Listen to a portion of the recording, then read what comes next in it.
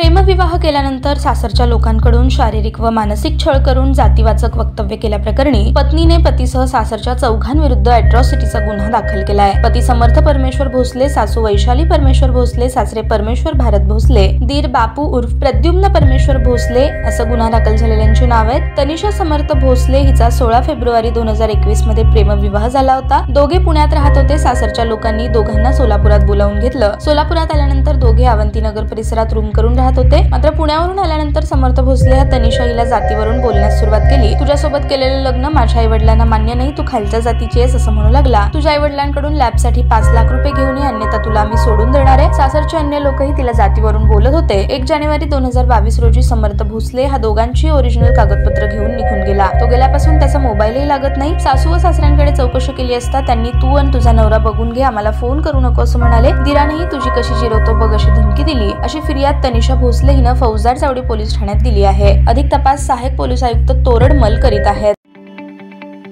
ताज्या बातम्या पाहण्यासाठी प्राईम महाराष्ट्र न्यूज चॅनलला सबस्क्राईब करा।